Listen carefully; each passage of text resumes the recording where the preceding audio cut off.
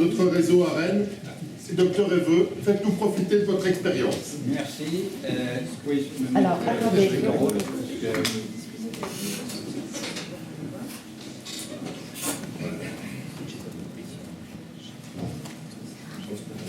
Bien, ben écoutez, bonsoir à tous. Je me présente, Michel Évreux, j'étais gastroentérologue et je suis vice-président du conseil départemental du Rhône où je m'occupe essentiellement de l'entraide et de la communication et puis également au conseil régional, Rhône-Alpes, donc Rhône-Rhin. Et les affaires vont débuter de la façon suivante. Allez, ce qu'on fait là. Comment avancer ? Ici. Ah, ici. Et je réponds, on va passer à l'écran. Voilà, en 2010, j'avais organisé un congrès avec l'ordre des départemental et l'ordre régional sur la souffrance du médecin. Et on avait eu la surprise d'avoir 400 médecins participants. Donc on s'est un petit peu inquiété et on s'est dit il va falloir bouger un peu. Et on a mis 2 ans à mettre en route le réseau d'aide aux soignants Rhône-Alpes. Bon, je vais aller vite là puisque Madame Boitel a déjà bien étudié le problème, de même que le docteur Hugo aussi le fera tout à l'heure. Bon, le burn-out, l'épuisement professionnel, vous savez d'où ça vient. En 69, c'était l'épuisement en carburant d'une fusée qui entraînait une surchauffe, d'où le risque d'explosion. Donc toute personne engagée dans une relation d'aide à autrui peut être soumise à une usure. 30 à 40% des soignants, en particulier les médecins, sont en situation d'épuisement à des degrés divers. Les causes, on a dit, les charges de travail émotionnelles, intellectuelles, liées actuellement au manque de médecins, aux horaires irréguliers, souvent excessifs, aux contraintes administratives de plus en plus importantes, aux soucis de rentabilité, au manque de reconnaissance, irrespect, exigence des patients, aux conflits éthiques et financiers, au progrès de la médecine pour lesquels il faut suivre, le doute ou associé souvent à des problèmes familiaux. Alors les conséquences, épuisement, troubles du comportement, addiction, insomnie, dépression, etc. Le suicide, il faut savoir que c'est la profession libérale, comme il a été dit, qui se suicide le plus. 14% des décès de médecins seraient liés à des suicides suite à un épuisement. Et on dénombre, il n'y a que la CARM qui peut donner des chiffres un petit peu avoisinant la réalité. Il y en a plus de 100 par an, 100 médecins qui se suicident. Alors, le traitement, il faut se reconnaître comme vulnérable, être conscient de sa souffrance, trouver des solutions, organiser son temps de travail, ses tâches, préciser ses objectifs, canaliser ses émotions, pratiquer l'empathie, faire des formations, des délégations et avoir un équilibre familial, c'est très important, d'où repos physique et intellectuel. Alors, le réseau, je vais être un peu plus pratique maintenant, le réseau, il concerne 27 500 médecins de la région Rhône-Alpes. Alors, on va en rajouter avec les territoires bientôt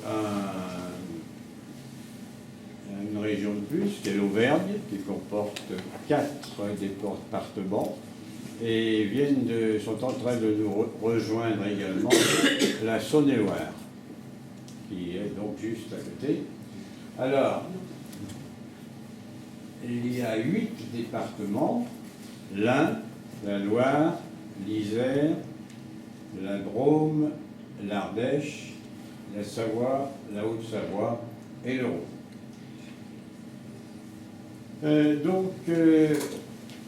Nous avons 38 confrères de soutien, c'est ce que vous appelez ici les écoutants, qui sont tous volontaires, bénévoles pas tout à fait, puisque lorsqu'ils sont d'astreinte, s'il n'y a aucun appel, pas d'indemnité. S'il y a un ou plusieurs appels, uniquement 70 €.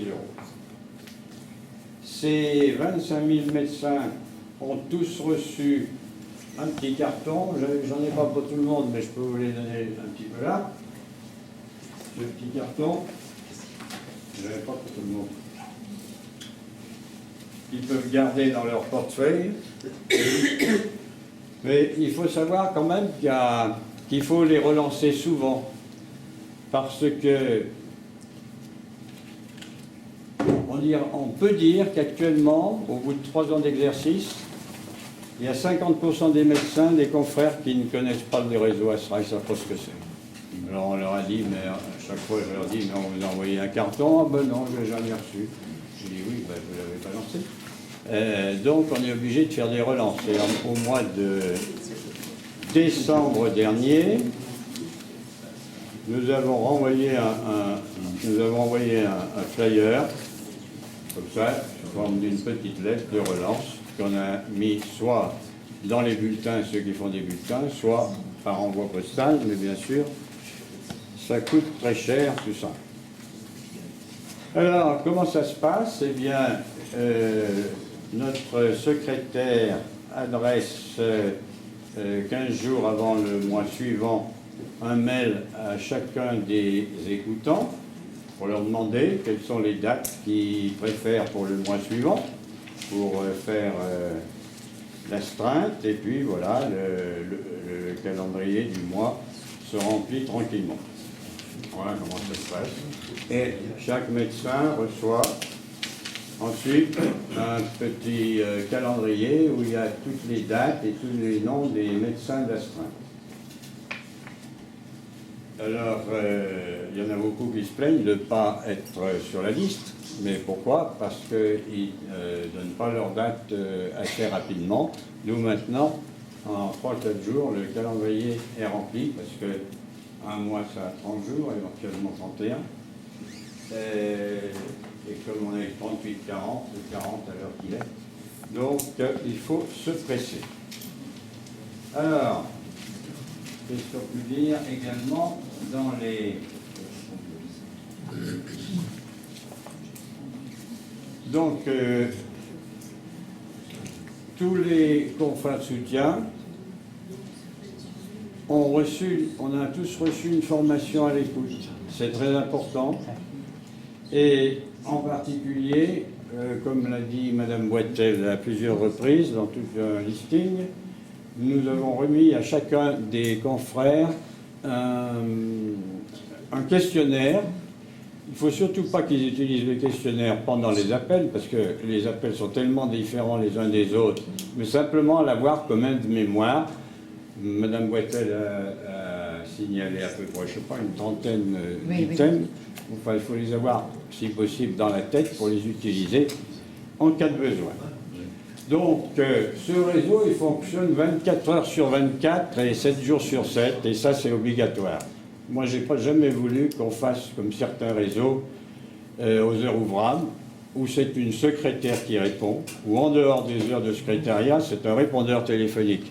Parce que si un médecin a envie, a une pulsion suicidaire, ou des gros problèmes psychiatriques à un temps T, il prend le téléphone, il téléphone tout de suite, il tombe tout de suite sur un confrère. Donc il se libérera beaucoup plus. C'est pour ça que 24 heures sur 24 et 7 jours sur 7, c'est pour nous plus qu'indispensable. Alors, à ce moment-là, qu'est-ce qui se passe? L'appelant tombe donc sur un confrère de soutien. Soit le confrère de soutien résout l'affaire, parce qu'il y a souvent des médecins qui téléphonent simplement parce qu'ils ont envie de parler ou qu'ils ont un problème de CAMF, de mutuelle, etc. Donc le confrère de soutien peut tout à fait traiter l'affaire. Alors, des petits détails importants. Quand vous serez d'astreinte 24 heures, il peut arriver que vous soyez occupé à autre chose, que vous ne pouvez pas lâcher, hein, soit des instruments médicaux ou autres, et que vous ne preniez pas l'appel. Parce que l'appel va se passer de la même façon, grâce à un serveur vocal qui s'appelle Axialis. Votre téléphone portable va sonner, vous pouvez faire ce que vous voulez, hein, vous pouvez faire autre chose. Il va y avoir marqué, comment vous appelez, des arènes, et à ce moment-là, vous appuierez sur la touche étoile, et on vous dira est-ce que vous voulez prendre l'appel. Ben, vous dites oui, et vous prenez l'appel. Si vous manquez l'appel, à ce moment-là, il faut bien savoir la chose suivante, moi j'ai mis longtemps à le savoir, à l'apprendre plutôt, c'est que si vous ne prenez pas l'appel, le réseau axialiste va vous mettre par Internet sur un mail vous disant quel est le numéro qui vous a appelé, sauf si c'est un numéro caché, bien entendu, enfin il y en a quand même pas beaucoup, et à ce moment-là, vous pouvez rappeler l'appelant. Donc, voilà, c'est important. Alors, le confrère de soutien d'Acier ne résout pas le problème. Nous avons des personnes dites ressources, on en a une cinquantaine maintenant. Bien entendu, les psychiatres sont les plus appelés. Et ce qu'il faut savoir, et on est arrivé à la chose suivante, c'est qu'il faut que toutes les personnes ressources ont l'obligation de recevoir le confrère en difficulté dans les 8 jours qui suivent. Et on est arrivé même avec les psychiatres à les faire recevoir dans les 8 jours. Alors, par ailleurs, ce qu'il faut savoir, c'est que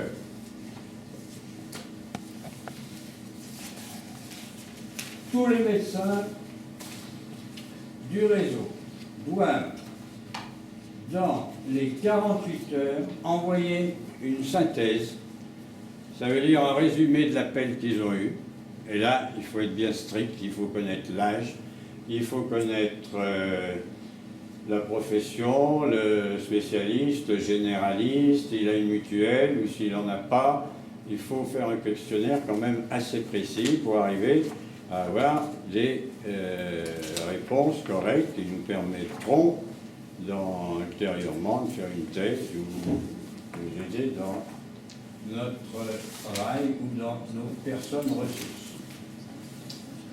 Alors, les psychologues, psychiatres, addictologues, on a des addictologues, mais on ne les utilise pas tellement. Pourquoi? Parce que personne nous téléphone uniquement pour nous dire voilà, je bois trop, faites quelque chose pour moi. Ça se passe plutôt au niveau des entraides des conseils départementaux, puisque l'alcool est souvent associé aux problèmes psychiatriques ou l'un entraîne l'autre ou réciproquement. Nous avons des conseillers juridiques et fiscaux, c'est très important. Pourquoi? Parce qu'il y a de plus en plus de médecins qui disjonctent et qui arrivent à ne plus payer ni leurs charges sociales, ni leurs impôts, etc. Donc, on les adresse à des conseillers juridiques et fiscaux, des avocats. Et la preuve que c'est exact, c'est que nous accompagnons, là, au niveau des départements, souvent au tribunal, des confrères qui sont en redressement, voire même en liquidation judiciaire. Alors, les médecins du travail, pour nous, sont très importants, mais on les utilise surtout pour leur apprendre à gérer leur temps de travail, leur emploi du temps, et leur expliquer ce qu'il ne faut pas faire, travailler comme une brute toute la journée, etc. Donc, ils sont très utiles pour ça, et on leur en envoie quand même. Les entrées de désordre, bien sûr, c'est ce que l'on utilise le plus souvent. Pourquoi? Parce qu'il y a une chose qu'il faudra faire, vous fassiez très attention. Vous êtes astreinte pour combien? 6 ou 7, 8 départements, non? Vous serez un peu...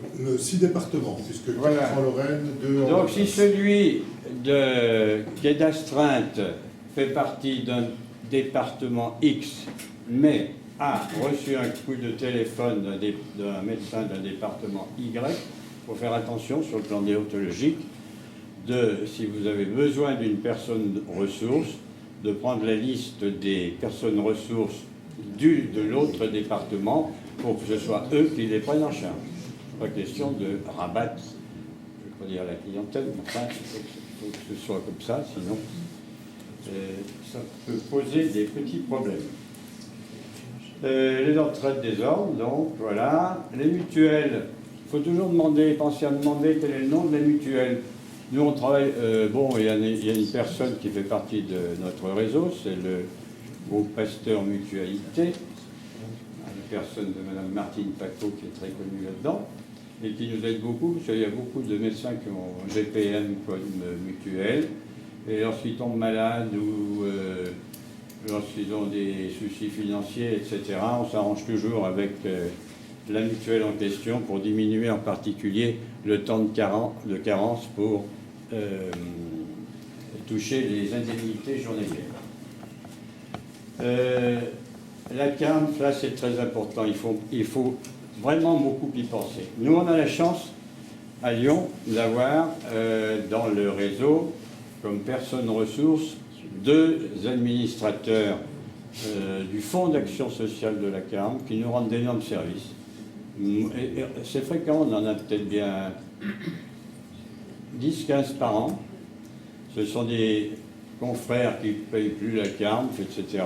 C'est un bazar un peu plus complet. Et on arrive à leur faire diminuer, si ce n'est supprimer tout l'argent toutes les cotisations qu'ils n'ont pas payées, en particulier pour prendre leur retraite. Voilà, donc Fonds d'action sociale, pensez-y, en cas de difficulté. La FEM est un très grand secours pour nous aussi, parce que quand on a des problèmes familiaux, eh bien, ou des problèmes, la FEM sert surtout à donner des bourses aux orphelins de médecins. Et chaque orphelin de médecin, il y en a 20 dans le Rhône, de 6 000 € par an. Mais il y a des problèmes familiaux aigus, invraisemblables à gérer, et en particulier la FEM nous aide beaucoup en donnant systématiquement une somme pour aider dans un premier temps les familles concernées. Là, j'ai oublié de le marquer, mais il faudrait que je le marque après, sur le diaporama. C'est l'AMVARA, j'en fais partie également, comme de la FEM. L'AMVARA, c'est très... l'AMVAL, ça doit être chez vous, non? L'AMVAL. Voilà. Ça aide beaucoup les veuves, les veufs, les retraités, médecins, et qui on peut être d'un grand secours pour tous ces confrères et consoeurs là. Il y en a eu l'Assemblée Générale de l'AMVARA, c'est-à-dire AMVA-Rhône-Alpes, la semaine dernière à Bourg-en-Bresse, et là, il y avait quand même 112 veufs et veuves. Ils étaient faisant du covoiturage, etc., pour des personnes d'un certain âge. Nous avons également des lieux d'hospitalisation dédiés, mais nous, on ne les utilise pas beaucoup, pratiquement pas, disons. Pourquoi? Parce que le confrère de soutien adresse un patient qui a des problèmes psychiatriques à une personne ressource, le psychiatre, et c'est lui qui se débrouille pour l'hospitaliser où il le souhaite. Donc en direct, on n'en a pas. Donc tout ça pour dire que nous avons en 3 ans, et nous fêtons aujourd'hui pratiquement un anniversaire, puisque nous avons ouvert le réseau le 2 mai 2012. Et nous avons eu 280 appels en 3 ans, c'est-à-dire 5 à 10 appels par mois. Ce qui est un chiffre qui, pour nous, est important. On ne pensait pas en avoir tant, mais ce qui est la cause essentielle, c'est qu'il y a un gros problème. Il y a la confidentialité, c'est pour ça que les gens appellent, et surtout, un médecin tombe sur un médecin. Ça, c'est capital. De part, on a été très surpris. Au départ, on se dit, bon, tous les confrères vont téléphoner de manière anonyme. C'est totalement faux. Là, on a 2 par an maximum qui veulent rester anonymes. Mais par contre, ils donnent leurs coordonnées, leur numéro de téléphone, parce que je vous expliquerai après pourquoi on a besoin de les appeler de temps en temps, parce qu'il faut exercer un suivi. S'il y a juste un coup de téléphone, au revoir, on ne sait pas ce qu'ils deviennent. Donc, on est en train de mettre en route des suivis, mais ce n'est pas tous les jours facile. Alors, voilà, donc... alors, la répartition des appels selon le sexe en pourcentage, 60% de femmes, c'est logique, il y a 60% de femmes médecins, 60% d'étudiantes, 40% d'étudiants. Nous avons été surpris d'avoir 10% de conjoints qui appellent parce que leur mari va mal. Et ce n'est pas de la délation, mais simplement de l'information. Il est très important en médecine, comme ça se passe par exemple en Espagne, à Barcelone, si on voit un de nos confrères en difficulté, il faut le signaler. Ce n'est pas de la délation, et nous on est là pour les aider. Et moi personnellement, à l'entraide du conseil départemental, j'en ai quand même quelques-uns chaque année, c'est pas dénoncé, mais disons informé par des confrères associés ou des patients. Et chaque fois que j'en ai convoqué un, il nous a toujours remercié de ce qu'on avait fait pour lui. Parce que si ce confrère se suicide ou quoi que ce soit après, ben, vous vous sentirez responsable. Donc, ce n'est pas de la délation, mais de l'information. Âge moyen 53 ans, très bien. La spécialité de l'appelant, 45% de généralistes, 32% de spécialistes, médecins du travail, vous voyez, on en a quand même quelques-uns. Retraités très peu, et autres professions de santé, il y a de temps en temps des médecins qui rencontrent un kiné ou bien une infirmière et puis ils appellent donc à se rendre, bon, s'en occupe aussi, bien que ce ne soit pas pour nous. Le motif de l'appel, c'est avant tout l'épuisement professionnel. 34%, des situations conflictuelles, il y en a de plus en plus. Alors, pourquoi? Pourquoi? Parce qu'il y a de plus en plus de cabinets de groupe quand même. Tout à l'heure, on parlait oui, monsieur Labadie parlait de la souffrance du fait de l'isolement du médecin. Mais il devrait y en avoir beaucoup moins parce que les jeunes qui veulent beaucoup moins travailler que nous, veulent faire les 35 heures, avoir 5 000 heures dimanche, vous voyez tout ça dans les conseils de l'ordre, avec les difficultés pour les gardes, les permanences de soins, ça n'intéresse plus personne. Donc, il y en aura de moins en moins. Alors, il y a une chose que j'ai oubliée tout à l'heure, c'est passé comme ça. Nous avons 30% d'appels d'origine hospitalière, ce qui nous a surpris, puisque souvent les hôpitaux, les médecins hospitaliers n'apprécient pas particulièrement les médecins libéraux. Pourquoi? Parce que un médecin hospitalier n'osera pas aller se confier au médecin du travail de l'hôpital, exceptionnellement, Madame Boitel, je ne sais pas ce que vous en pensez. Surtout pas à l'administration. Et il y a de plus en plus de conflits dans les couples, par exemple, le chirurgien anesthésiste. Alors, problème psychiatrique, difficultés financières, ben, il y en a beaucoup qui sont en difficulté financière. C'est là où on les adresse aux conseils départementaux, où on donne quand même pas mal d'argent. Nous, on donne à peu près 40 000 € par an dans des médecins qui sont dans la panade la plus complète. Divers, je ne sais plus bien, besoin de parole. On a quand même pas mal de médecins qui téléphonent uniquement parce qu'ils ont besoin de parler. Les addictions, ben, l'alcool, j'ai dit ça tout à l'heure, c'est souvent mélangé à la psychiatrie. Aux drogues, on n'en a jamais eu beaucoup, enfin avoué. Et la grande dépendance est exceptionnelle. C'est quoi la grande dépendance? Ah ben, c'est la grande dépendance, c'est-à-dire les médecins qui ont besoin d'aller en EHPAD, par exemple, des malades graves, hémiplégiques ou autres, etc. Bon, de temps en temps, on va en voir même sur place. Alors, l'aide apportée et surtout les commissions d'entraide des ordres départementaux, comme on l'a dit, référence psychiatrique, le médecin traitant, ne pas oublier de parler du médecin traitant, avocat, assureur, voilà, un dictologue, fiscaliste, médecin du travail. L'origine géographique, en pourcentage, vous voyez les départements, il est logique puisqu'il y a 9750 médecins dans le Rhône, ils en aient plus que les autres.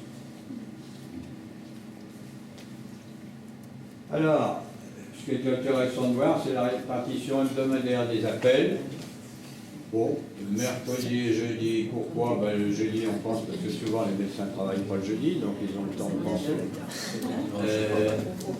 Et puis le mercredi, ben, je sais pas, parce que les enfants, ils sont au repos. Voilà. Alors la répartition horaire, 10h, 12h et 16h, 18h. Les plus fréquents. Alors ne vous affolez pas, entre 24h et 8h du matin, il n'y a pas d'appel, hein, bref, jamais. Peut-être un, il y en a eu un qui a dû se tromper, mais il n'y en a pas, donc vous mettez votre portable sur votre table de nuit quand même, et voilà. Alors vous affolez surtout pas, je me permets de dire ça, au début, la première astreinte qu'on prend, on est paniqué, on emmène son portable partout, aux toilettes, machin, etc. Et c'est ce que je fais, hein. Et puis bon, ça se passe toujours bien. Sauf une seule fois, moi je me suis déplacé une seule fois il y a un mois. J'étais d'astreinte. Et il y a une dame, je ne comprenais rien ce qu'elle disait. Un médecin généraliste installé, je pense. Je comprenais strictement rien de ce qu'elle me racontait. Elle devait être sous antidépresseurs, anxiolytiques, tout ça. Et puis, il y a le mot suicide qui revenait souvent. Je lui dis, où habitez, dans quel département êtes-vous? Dans le Rhône. Ben, je dis, c'est bien. Et où habitez-vous? Elle était à 5 minutes de chez moi. Donc il y a eu le mot suicide, je me suis déplacé. Je lui ai dit, est-ce que ça vous ferait plaisir que j'aille vous voir? Elle m'a dit oui. Je suis allé, on a discuté pendant 2 heures. C'est bien passé. Je lui ai dit, vous avez un psychiatre? Oui. Bon, on va lui téléphoner. Et voilà, on l'a appelé. Et puis bon, c'est plus ce qu'elle est devenue, mais enfin, elle est toujours en vie. Voilà. Alors,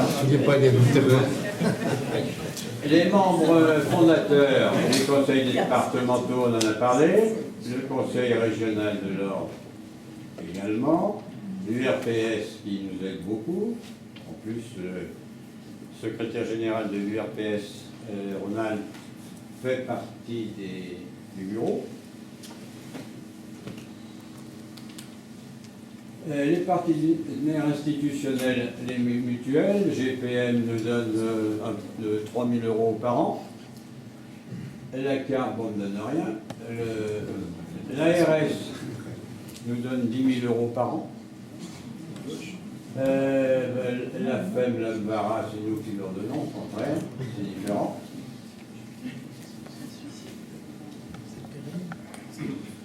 Alors,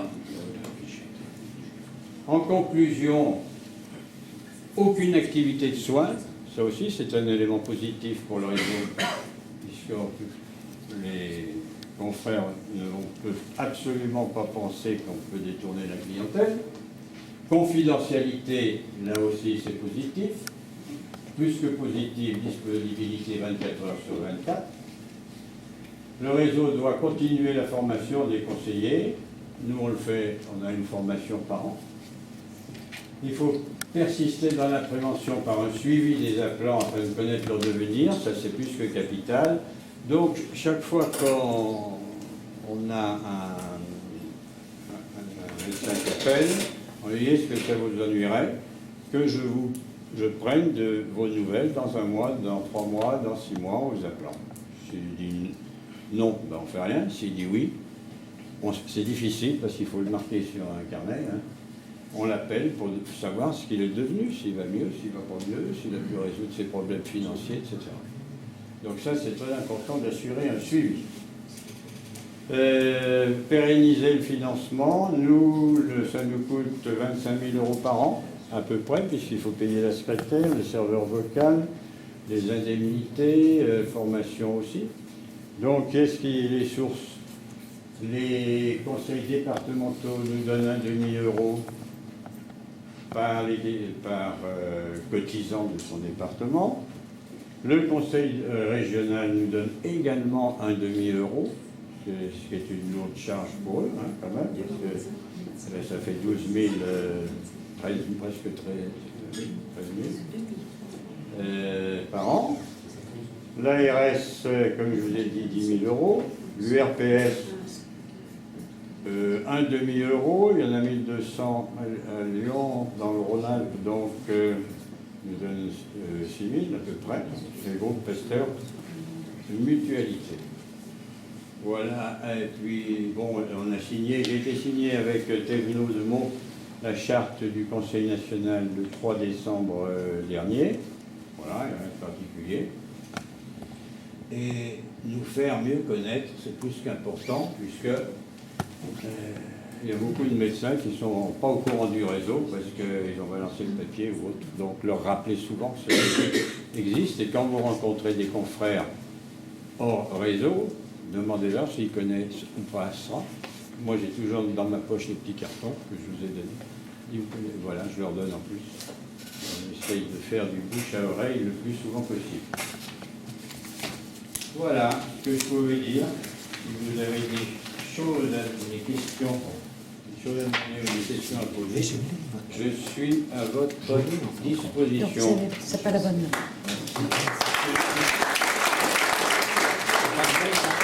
Alors, quelle version? Oui, Ah bon, alors vous allez me donner une nouvelle. Je vous donne la nouvelle. D'accord, oui. Sinon, sur les libéralités Bon, merci. dont vous avez parlé. Je récupère celle-là. Très bien. Si j'ai bien entendu, dans certains cas, l'argent est distribué. Une chose qui m'inquiète un petit peu plus, c'est le fait de signalement de confrères en difficulté. Ça me paraît extrêmement délicat.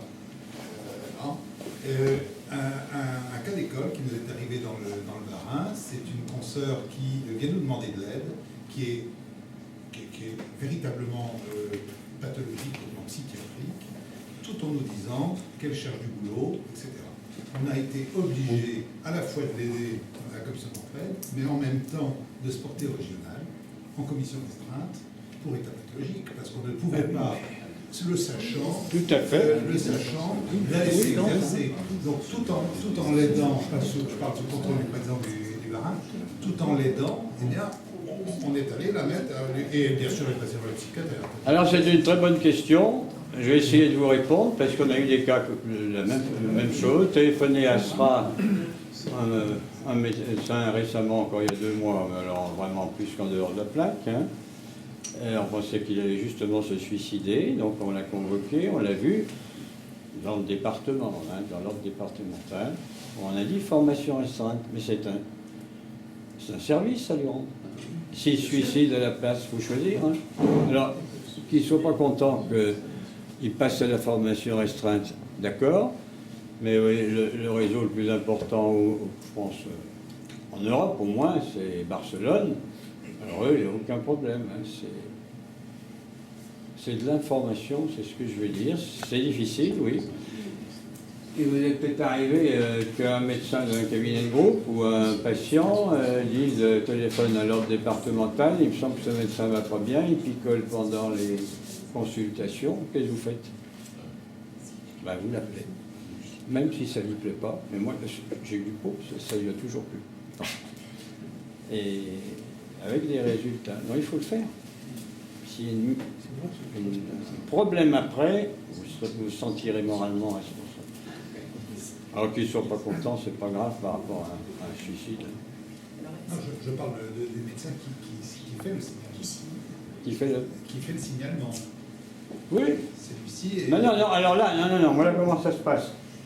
Moi, je téléphone au médecin en question, puis je lui dis, il faut qu'on se voit. Il dit, ah bon, pourquoi? Ben, je lui dis, parce que des patients nous ont, j'enrobe un peu ça, j'aggrave la situation, des patients nous ont téléphoné et nous ont dit que vous aviez quand même quelques difficultés d'exercice, c'est tout. Alors il dit, qui c'est? Ben, il dit, oh, je ne sais pas, c'est des patients qui ont appelé, mais on ne donne pas de nom. Même si c'est un médecin qui a téléphoné, on ne donne pas de nom. Est-ce que vous avez déjà eu des internes? Alors, oui, c'est prévu de prendre des internes. C'est compliqué parce que ils ne veulent pas donner toutes les listes. Maintenant, je suis arrivé à voir tous les mails des présidents des internats et j'aurais demandé de nous fournir la liste, mais c'est pas très facile de les avoir. Comptez pas au niveau des hospices, sauf si vous êtes des relations particulières. Ils ne veulent pas, c'est secret. Les listes, les listings sont interdits en médecine. Mais il est effectivement prévu que les internes. Je voulais savoir si vous aviez un site internet et si Oui, vous oui, bien utilisiez des informations. Oui, la formation pratique, hein, c'est tout. Rien pas de résultat. Hein. Est-ce que les médecins appelants acceptent d'être pris en charge par un médecin ressource de leur secteur ou est-ce qu'ils demandent à être plutôt externalisés? Ça peut arriver que ce soit externalisé, oui. Oui, je ne veux pas, moi, vous me proposer ces deux psychiatres, je les connais tous les deux, donc non. Ben, on lui dit, écoutez, on voulait aller dans un département limitrophe. Voilà. Vous proposez d'abord quelqu'un de... Ah, toujours. Sinon, ça ne peut pas fonctionner. On va vous dire, parce que si ces patients, si je puis dire, sont pris en charge par un psychiatre du département, il apprend que vous l'avez envoyé à un autre département, ça peut... Non, il faut téléphoner au psychiatre, moi c'est ce que je fais. Quand il y a un problème, même pas de problème, je téléphone au psychiatre pour savoir un peu ce qu'il en est. Une autre question, est-ce qu'au sein de votre association, parmi les écoutants, il y a une possibilité de faire une gestion de la problématique de l'appelant, une gestion collective, enfin, je ne sais pas, une situation comme un suicidant, vous le gérez de A à Z individuellement ou vous fonctionnez comment? Non, on l'envoie vers une personne ressource. Et après, c'est tout. C'est fini. C'est pas le boulot. Et nous, on écoute et éventuellement, vous orientez. On oriente. Et le retour qui se fait sous la forme de fiches, donc c'est comment? C'est anonymisé? C'est juste... Oui, il y a juste l'initial. Ah, d'accord. Il y a juste... C'est géré par votre secrétaire? Oui. Ah, de toute façon, tout confrère de soutien ou toute personne ressource doit envoyer un compte-rendu de 10 lignes en moyenne sous 48 heures. Et s'il ne le fait pas, la secrétaire, le 3e jour, la rappelle. Mais c'est tout anonymisé. Personne ne peut savoir qui c'est, dehors de l'appeler. Sur votre petit carton, c'est marqué aide aux soignants.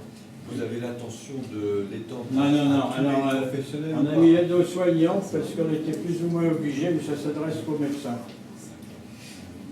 Mais bon, c'est le mot général. Non, pas. Il y a 50 000 infirmières en Rhône-Alpes pour ne pas se taper en tête. Les infirmières.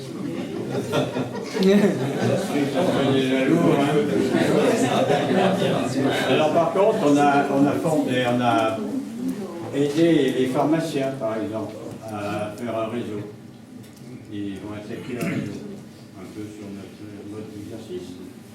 Les avocats aussi, on a vu le bâtonnier qui voudrait faire la même chose. Les avocats sont souvent aussi en épuisement professionnel. C'est difficile. Tous les écoutants sont ordinaux? Non. Non. Non. Mais... Ça peut être n'importe qui. Enfin, je veux dire. De former.